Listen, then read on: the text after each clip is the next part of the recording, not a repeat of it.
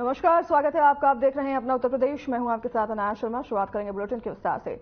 उत्तर प्रदेश के पूर्व मुख्यमंत्री हेमवती नंदन बहुगुणा की जयंती पर लखनऊ में कार्यक्रम का आयोजन किया गया। तो वहीं जयंती कार्यक्रम में यूपी के सीएम योगी आदित्यनाथ ने भी शिरकत की और हेमवती नंदन बहुगुणा की फोटो पर पुष्प अर्पित कर उन्हें श्रद्धांजलि दी गई।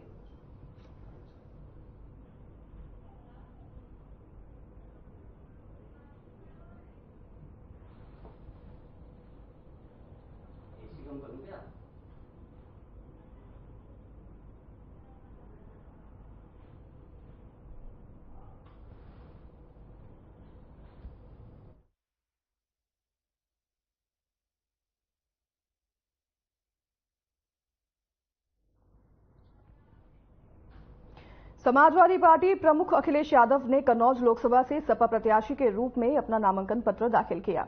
तो वहीं इस दौरान पार्टी के कई अन्य कार्यकर्ता भी मौजूद रहे और दिग्गज नेता भी मौजूद रहे।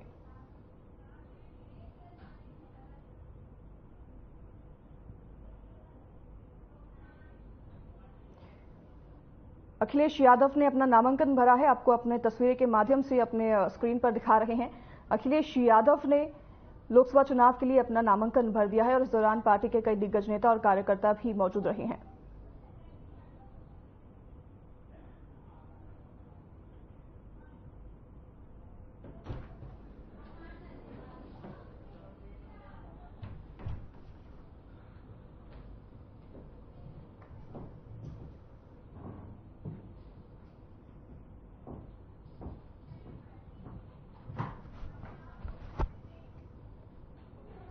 हमारे channel head Brajmohan Singh Raghuvanshi team के साथ गुजरात दौरे पर हैं। इस मौके पर चैनल हेड टीम के साथ सोमनाथ मंदिर से 500 मीटर दूर समुद्र के किनारे पर पहुंचे, जहां समुद्र के बीच में एक शिवलिंग स्थापित है। कहा जाता है कि जब आक्रमणकारी शिवलिंग को नष्ट करने आए थे तो ये शिवलिंग प्रसिद्ध स्वयंतक मणि के भीतर छिपा हुआ था। इस शिवलिंग ने अपने चारों ओर एक चुंबकीय क्षेत्र बनाया हुआ है, जिसपे सोमनाथ शिवलिंग जमीन के ऊपर तैरता है।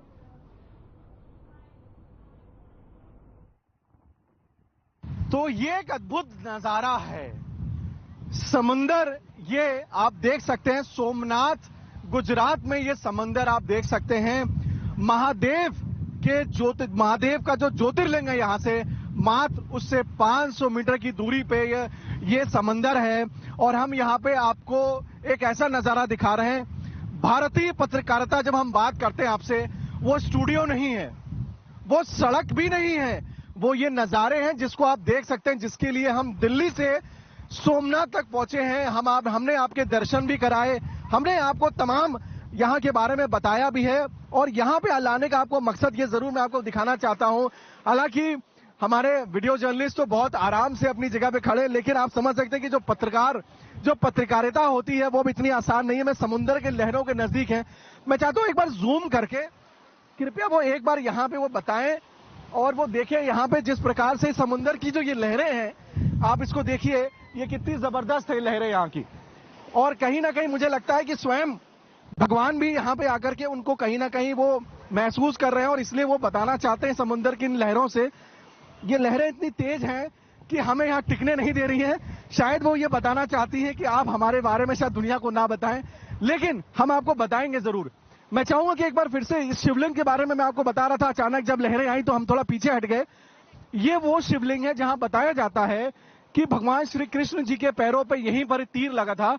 और उसके बाद से यहां से 3 किलोमीटर दूर यहां से एक जगह है जहां पे द्वारिका, जिसको दहन बोलते हैं, जहां पे उनका देहांत हुआ था। उन्होंने अपना शरीर वहां छोड़ा था क्योंकि वो भगवान थे, तो मृत्युलोक में आके उन्हें अपना शरीर त्याग भी करना था, तो उन्होंने अपना त्याग किया। लेकिन पहला तीर उन्हें लगा यहाँ पे और इसलिए ये शिवलिंग यहां स्थापित है।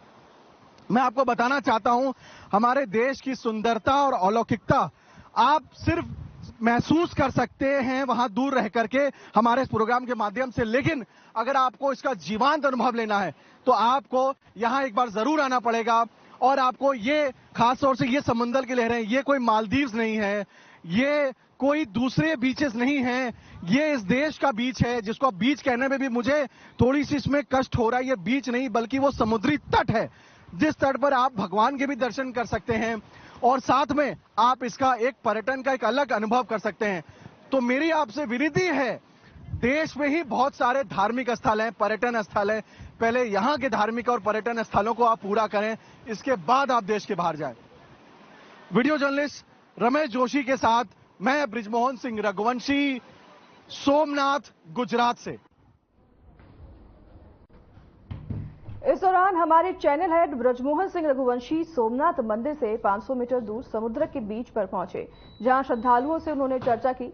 आपको भी सुनाते हैं इस दौरान क्या कुछ चर्चा में श्रद्धालुओं ने कहा।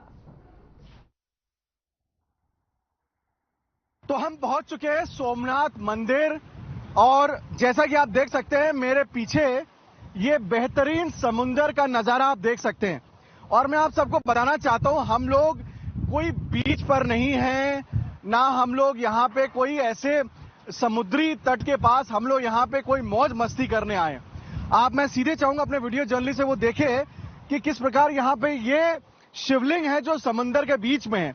और ये इसलिए है क्योंकि ये माना जाता है कि भगवान श्री कृष्ण जी को मृत्यु से पहले जब शिकारी ने उनके पांव पे तीर मारा था तो वो तीर यही लगा था। और ये शिवलिंग पे मैं चाहूंगा थोड़ा जूम करके दिखाए इस समुद्र के बीचों बीच में कि किस प्रकार भगवान भोलेनाथ के शिवलिंग के ऊपर सीधे जो ये यहाँ की जो पवित्र जो यहाँ से ये द्वारकाधीश से नजदीक ये समंदर है, वो पानी पूरा उनके पास आ रहा है और उनको ये जल जैसे अर्पित हो रहा है। ये समंदर अपने आप को अर्पित कर रहा है। और हम यहाँ पे तमाम ऐसे लोगों के साथ भी हैं जो ये पर्यटक हैं, जो आए हैं, श्रद्धालु हम इनके बोलेंगे, क्योंकि सोमनाथ गुजरात में लोग पर्यटन से ज्यादा श्रद्धा के नाते आए यहाँ पे। मैं चाहूंगा सर प्लीज आप लोग इधर आ जाएं और हम चाहेंगे कि यहाँ से एक नजारा बनाते हुए हमारे वीडियो जर्नलिस्ट थोड़ा ध्यान से यहाँ पे देखें और खास तौर से मैम आप यहाँ पे आए क्योंकि हम लोग चाहेंगे कि हम सीधे सीधे यहाँ से नजारा भी दिखाएंगे आपको। और मैं वीडियो जर्नलिस्ट से बोलूंगा सीधे यहाँ कृपया फोकस करें। हम आप देख सकते हैं कि किस प्रकार से यहाँ पे जो लोग हैं वो पूरा एक परिवार यहाँ पे आया हुआ है। सर क्या नाम है आपका? देशराज। देशराज जी कहाँ से हैं आप? जयपुर राजस्थान से। तो क्या आप यहाँ पे सोमनाथ जी के दर्शन करने आए थे? आप दर्शन हो गए या करने वाले हैं? जी सोमनाथ जी के दर्शन कर लिए और अभी इधर आए थे देखने के लिए। तो कैसा लगा आपको दर्शन करके? आप राजस्थान से इतनी दूर आप आए हैं, कैसा लगा दर्शन करके आपको? बहुत ही बढ़िया लगा, काफी अच्छा है, काफी अच्छा लगा। और कुछ जगह बची है वहाँ और देखेंगे अभी जाके। अच्छा, इस समय पूरे देश में चुनाव चल रहे हैं। नरेंद्र मोदी जी का ये तीसरा टेन्योर ऐसा वो विपक्षी दल मानते हैं कि नहीं हो पाएगा, लेकिन वो दावा कर रहे हैं कि 400 पार आएगा। ये उनकी नगरी है, सोमनाथ गुजरात में है और गुजरात के ही दिग्गज दो नेताओं ने आकर आज वहां स्थापित हुए और देश में लगभग 10 सालों से सरकार है। मोदी जी के विषय में आप क्या कहना चाहेंगे? सर पॉलिटिकल कमेंट नहीं करना चाहता मैं।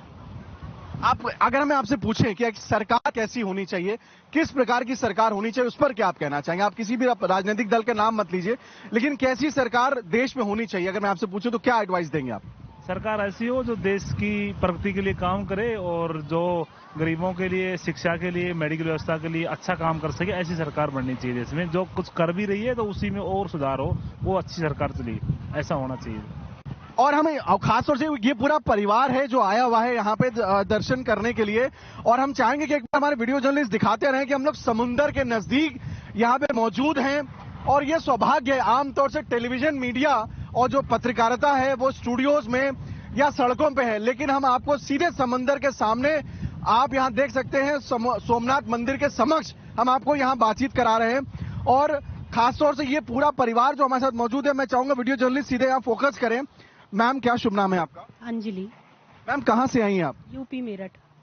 मैम मेरठ से सोमनाथ और बनारस भी वहाँ पे है, वहाँ पे भी भगवान भोलेनाथ विराजमान है, तो इतनी दूर से आने का कैसे सोचा आपने? बस आस्था है, सुना था बहुत नाम, सोमनाथ का दर्शन करने का मौका मिला तो हो गया। तो मैम कैसा लगा आपको दर्शन करके? अच्छा, बहुत अच्छा, बहुत अच्छा लगा। आप पहले भी आ चुकी, पहली बार आ पाई हैं? नहीं, सोमनाथ हम पहली बार आए हैं।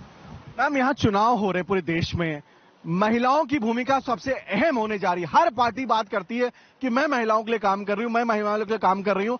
अगर हम आपसे पूछें कि आपको लगता है, क्योंकि आप मेरठ यूपी, वहां पे भी भारतीय जनता पार्टी की सरकार है, योगी आदित्यनाथ की सरकार है वहां पे, और ये भाजपा की सरकार गुजरात में, और गुजराती लोग दिल्ली में स्थापित है इस समय, क्या कहना चाहेंगी मैम? सरकार किसकी बननी चाहिए और सरकार के विषय में क्या बोलेंगे आप? सर बीजेपी की। बीजेपी। मैम बीजेपी की क्यों? बीजेपी ने बहुत काम किए हैं सर। सबसे बड़ा 370 को हटाना, राम मंदिर बनाना, जो इतने दिनों से देखो राम मंदिर के ऊपर कितना कुछ हो गया सबको ही पता है। तो बहुत काम किए हैं। रोड पे इतना काम किया है कि हम लोगों का आना जाना बाय रोड भी लगा रहता है, तो बहुत काम किए हैं। BJP best. Thank you ma'am से बातचीत करने के लिए। हमारे साथ एक और सज्जन है। सर, क्या शुभ नाम है आपका? अरविंद मलिक। अरविंद जी, कहाँ से आए हैं आप? मैं मेरठ यूपी से। अच्छा, मेरठ से इतनी दूर से आप आए हैं, मेरठ से सोमनाथ, क्या लगता है आपको यहाँ, क्या आपको यहाँ पे सबसे पहले तो आपके दर्शन सोमनाथ जी के कैसे हुए उसके बारे में बताइए, और क्या आप फर्क महसूस करते हैं उत्तर प्रदेश और गुजरात में? सबसे पहले तो एक दार्शनिक स्थल है जिसके बारे में काफी पुरानी मान्यताएं भी रही है कि इतने बार मतलब सोमनाथ मंदिर ऐसे ऐसे बना, जो प्रथा चली है उसके बारे में सुना था, तो उसको देखने की बड़ी इच्छा थी कि मतलब हम भी यहाँ पे जाएं और दर्शन करें। साथ साथ गुजरात तो खैर इंडिया में, पूरे इंडिया में गुजरात जाना जाता है अपने मतलब कल्चर के लिए, डेवलपमेंट के लिए, तो वो भी एक देखने की इच्छा थी। तो यूपी और गुजरात में काफी डिफरेंस है। हमें गुजरात में काफी डिफरेंट महसूस होता है, सेफ महसूस होता है अपेक्षा यूपी के। बट क्या है, अभी जब से बीजेपी सरकार आई है और यूपी में भी योगी सरकार है, तब से वहां पे भी काफी डिफरेंट आए हैं, मतलब मोदी सरकार आने से और योगी सरकार यूपी के अंदर। दूसरा क्या है, योगी सरकार ने भी काफी इंफ्रास्ट्रक्चर, सड़कें पे काफी काम किया है, तो और मोदी का तो जवाब है नहीं ऑल वर्ल्ड में। तो मोदी ने जहां पर आज हमारे देश को ले जाके खड़ा कर दिया है, तो वो अतुलनीय है, उसको हम भुला नहीं सकते एक्चुअली। सर, चुनाव चल रहे हैं पूरे देश में, इस बार के लोकसभा चुनाव में आप अपनी क्या प्रतिक्रिया देना चाहेंगे? देखो, मेरी ये प्रतिक्रिया है कि मोदी के अलावा इस देश में कोई आने वाला नहीं है नेक्स्ट, इस बार तो नहीं आने वाला है। और मुझे नहीं लगता कि अगर इसी तरह से काम करती रहेगी तो अगले 10-20 साल तक मुझे लग रहा है कोई दूसरी सरकार आ पाएगी। धन्यवाद सर, हमसे बातचीत करने। आप देख सकते हैं और हमारे साथ एक शख्स मौजूद है, सर हम उनसे बातचीत करेंगे। सर, क्या शुभ नाम है आपका? मेरा नाम रोहताश कुमार, दिल्ली से। क्या आप दिल्ली से आए हैं यहाँ पे? क्या आपका सोमनाथ आने का मुख्य मकसद क्या है? सोमनाथ आने का मुख्य मकसद था महादेव जी के जो शिवलिंग है उनके दर्शन करना, और काफी अच्छा महसूस हो रहा है यहाँ पे आकर। कैसा लगा दर्शन करके आपको? दर्शन करके बहुत अच्छा महसूस हुआ मैं। अच्छा, देश में चुनाव चल रहे हैं और धर्म को लेकर के पूरे देश में अब एक अलग भावना है जब से मोदी जी की सरकार आई है। तीसरी बार प्रधानमंत्री पद के दावेदार ये वो कर रहे हैं मोदी जी, और विपक्ष कह रहा है कि नहीं, वो इस बार ये कह रहा है कि इस बार हमारी सरकार बनेगी, कांग्रेस गठबंधन की। एक तरफ भारत है और एक तरफ इंडिया है। क्या कहना चाहेंगे आप, इस बार किसकी सरकार बनेगी? ये तो देखो, जब इलेक्शन जैसे जैसे नजदीक आ रहे हैं उस हिसाब से पता चलेगा कि आगे आगे किसकी सरकार आने वाली। फिलहाल रुकेंगे छोटे से ब्रेक के लिए, जल्द हाजिर होंगे आपके पास इस ब्रेक के बाद।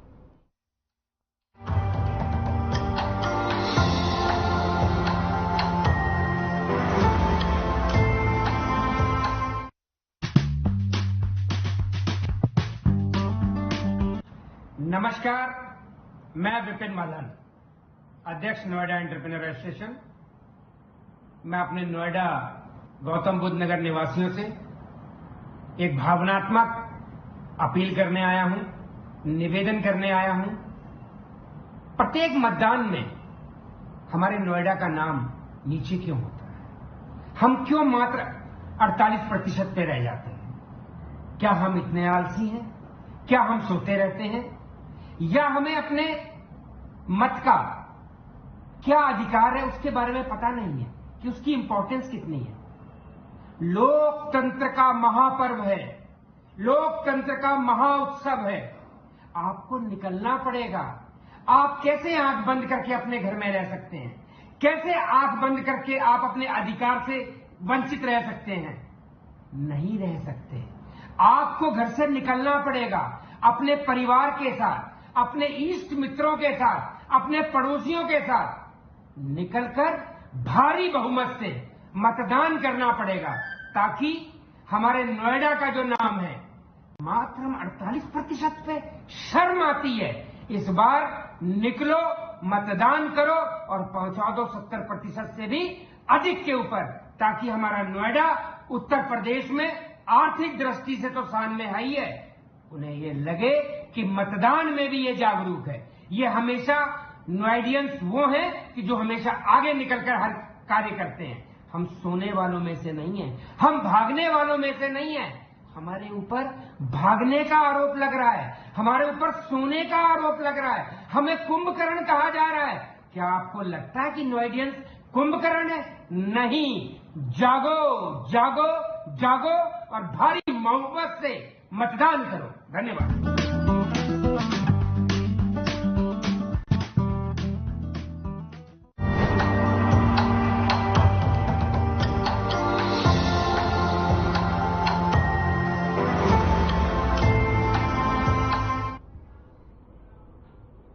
स्वागत है आपका एक बार फिर ब्रेक के बाद। रुख करेंगे खबरों की ओर।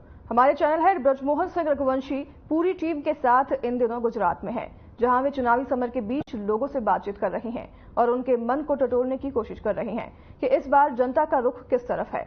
गुजरात में अहमदाबाद के रास्ते पर वो एक दुकान के पास रुके और लोगों से चर्चा की। आप भी देखिए इस चर्चा के अंश। सोमनाथ से अहमदाबाद के रास्ते में है और जैसा कि आप देख सकते हैं, मैं कोई मेकअप करके या मैं कोई बहुत ज्यादा स्टाइलिश कपड़ों में नहीं, मैं एक साधारण कपड़ों में आपके समक्ष। आमतौर से जो पत्रकारिता है वो थोड़ी सी स्टाइल भी हो चुकी है, लेकिन हमने जो आपसे बात कही थी और जो मैंने आपसे प्रॉमिस किया था कि ईमानदार पत्रकारिता, सच की पत्रकारिता आपको इन चुनाव में हम दिखाएंगे। गन्ना के इस मशीन को आप लोगों ने देखा होगा अपने अपने इलाकों में, लेकिन गुजरात के लगभग हर मैं कह सकता हूं 1-2 किलोमीटर के बाद आपको जूस मिलता है गन्ने का ये। और एक सबसे बड़ी बात, हम भी रुके यहाँ गन्ने के जूस पीने से और आमतौर से शुगर पेशेंट्स को मना किया था, लेकिन यहाँ पे गन्ने के जूस में ऐसा क्या खास है जिसके नाते आपको तरोताजगी महसूस होती है। ये एक सज्जन हमारे साथ में है। भाई साहब, क्या नाम है आपका? मिलन। कहाँ से हैं आप? रहने वाले कहाँ के? यहाँ का ही हूँ, अगतराई का। अच्छा, ये गन्ने का जूस मैं देखता हूँ हर आधे किलोमीटर 1 किलोमीटर में गन्ने का जूस, तो लोग यहाँ के गुजरात के गन्ने का जूस बहुत पीते हैं। हाँ, गुजरात में गन्ने का जूस बहुत फेमस होता है। यहाँ पे जगह जगह आप देख रहे हो कि वहाँ पे गन्ने का जूस है, इधर 1 किलोमीटर जाएगा तो वहाँ मिलेगा। ऐसे हर जगह गन्ने का जूस मिलता रहेगा। अच्छा, ये गन्ने के जूस पीने के कुछ फायदे भी होते हैं, ऐसा होता है? हाँ, बहुत फायदे है। जैसे नींद नहीं आती है, बहुत सारे। और सब थकान होती है तो चली जाती है एकदम से। अच्छा, मैं देखता हूँ कि जब हर आधे किलोमीटर 1 किलोमीटर पे यहाँ पे गन्ने का जूस है तो आपकी मतलब दुकानदारी चल जाती है, क्योंकि देखिए अभी मैं देख रहा हूँ, मैं चाहूंगा अपने वीडियो जर्नलिस्ट से दिखाएं कि देखिए दुकान सन्नाटी है, कुर्सियां लगी हैं और हम लोग ही यहाँ पीने वाले हैं, तो कैसे आप फिर भी गन्ने का जूस ही क्यों लगाते हैं यहाँ पे?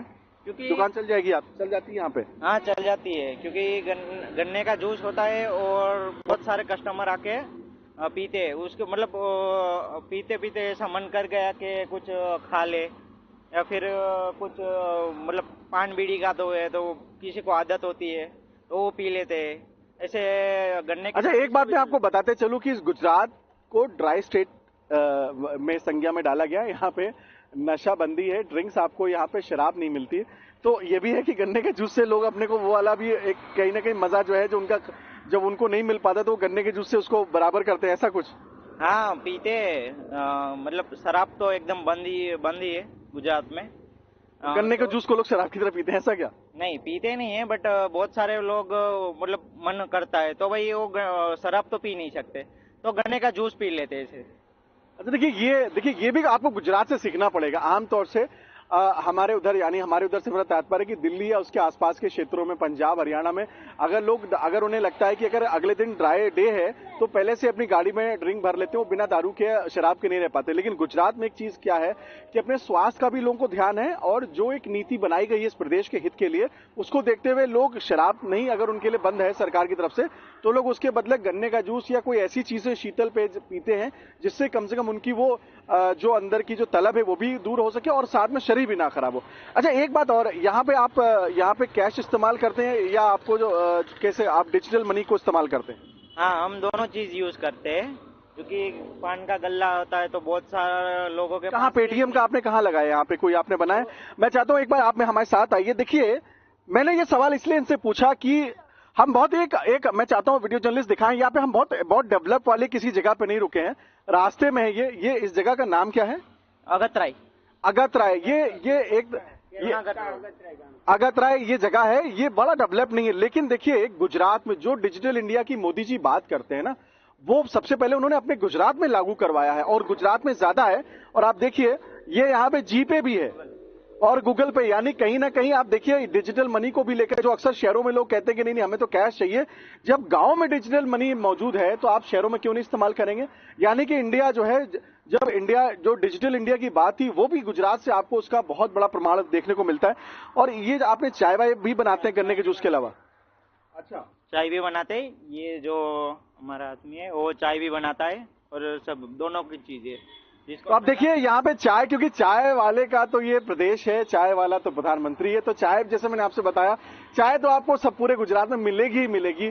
और 2014 के बाद से जिनकी चाय की दुकानें नहीं थी उन्होंने भी लगाई, क्योंकि ये लगता है कि हमारे जैसा एक व्यक्ति आज इतनी ऊपर पहुंच गया है।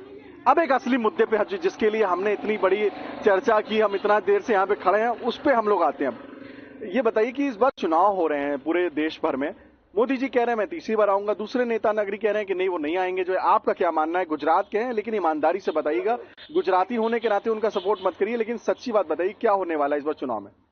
हमको तो लगता है कि मोदी जी वापस आएंगे, क्योंकि वो आए हैं तो बहुत सारे मतलब डेवलपमेंट हो गए। जैसे आप बोल रहे थे कि डिजिटल पे वो हुआ है, बाकी सब ये रोड है, हाईवे बनी है, बहुत सारी चीजें हुई है, डेवलप हुआ है। एंड मेरे को तो लगता है कि मोदी जी वापस आने चाहिए और वो भी आएंगे। तो देखिए ये हैं कारण मोदी जी के वापस आने के। और ये जो व्यक्ति है, ये जो आपसे बातें बता रहा है, ये इनके साथ ये एक सच्ची बात बता रहे। जैसे मैंने आप सबसे हमेशा बताया, मैं सच को पहुंचाऊंगा आपसे, और लगभग 42-43 डिग्री सेंटीग्रेड पर आपको सच बताने के लिए मैं खड़ा हूं यहाँ पे। तो मुझे मकसद नहीं कि मुझे आपको भ्रमित करना है, लेकिन सच्चाई बतानी। ये गुजरात का आदमी बोल रहा है और यही इस देश के लोगों में ज्यादातर लोगों की भी राय है, लेकिन वो तो 4 जून को पता चले कौन आएगा। वीडियो जर्नलिस्ट रमेश जोशी, आशुतोष के साथ मैं बृजमोहन सिंह रघुवंशी। क्या जगह आपका आपने नाम बताया था यहाँ के? मिलन खासतौर से देखिए मिलन पे हमारा मिलन हुआ इनके साथ में। तो मैं अपने आप को ये जो साइन ऑफ कर रहा हूं, मैं बोलूंगा कि गुजरात से मैं आप सबकी रिपोर्टिंग कर रहा हूं, और then back to the studio. चलिए आपको सीधा लिए चलते हैं तेलंगाना, जहां पर केंद्रीय गृह मंत्री अमित शाह जो जनसभा को संबोधन दे रहे हैं और क्या कुछ इस दौरान कह रहे हैं आपको भी सुनाते हैं। तेलंगाना में 12 सीट बीजेपी को देना है या नहीं देना है? मोदी जी को 400 पार कराना है या नहीं कराना है? कराना है तो एम रघुनंदन राव को कमल के निशान पर वोट देकर आपका एक एक वोट जो एम रघुनंदन राव को मिलेगा वो मोदी जी को प्रधानमंत्री बनाने के काम में आएगा। भाई और बहनों, ये 10 साल में हमने ढेर सारे देश के लंबे की समस्या को समाप्त करने का काम किया है। मुझे बताओ मेढक वालों, अयोध्या में राम मंदिर बनना चाहिए या नहीं बनना चाहिए? जोर से बोलो, बनना चाहिए या नहीं बनना चाहिए? ये कांग्रेस पार्टी, टीआरएस पार्टी जरा भी नहीं चाहती थी कि अयोध्या में राम मंदिर बने। नरेंद्र मोदी जी ने एक 5 साल में केस भी जीता, भूमि पूजन भी किया और प्राण प्रतिष्ठा कर कर जय श्री राम कर दिया। भाई और बहनों, मोदी जी ने धारा 370 हटाकर कश्मीर को हमेशा के लिए भारत के साथ जोड़ने का काम नरेंद्र मोदी जी ने कहा। मुझे बताओ, कश्मीर भारत का हिस्सा है या नहीं है? मेढक वालों, जोर से बोलो, है या नहीं है? ये टीआरएस और कांग्रेस पार्टी दोनों ने यहां पर भ्रष्टाचार किया है।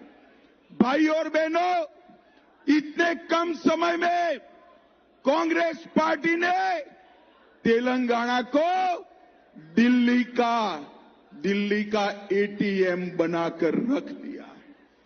जो टीआरएस ने भ्रष्टाचार किया था, वो भ्रष्टाचार का, चाहे कालेश्वरम का हो, चाहे भूमि घोटाला हो, एक की भी जांच कांग्रेस पार्टी नहीं कर रही। टीआरएस और कांग्रेस पार्टी दोनों मिले हुए। और अगर मैं आज कहकर जाता हूं, आप तीसरी बार मोदी जी को प्रधानमंत्री बनाओ, मोदी जी तेलंगाना को ये भ्रष्टाचार से मुक्त कराने का काम नरेंद्र मोदी जी करेंगे। भाई और बहनों, मुझे बताओ कि यहां पर तेलंगाना विमोचन दिन मनाना चाहिए या नहीं मनाना चाहिए? जोर से बोलो, मनाना चाहिए या नहीं मनाना चाहिए? ये टीआरएस और कांग्रेस पार्टी दोनों तेलंगाना विमोचन दिन इसलिए नहीं मनाते हैं कि वो मजलिस से डरते हैं। मैं आपको बताना चाहता हूं, भारतीय जनता पार्टी ने तय किया है कि 17। चलिए, तो फिलहाल इस बुलेटिन में हमारे साथ बस इतना ही। नमस्कार।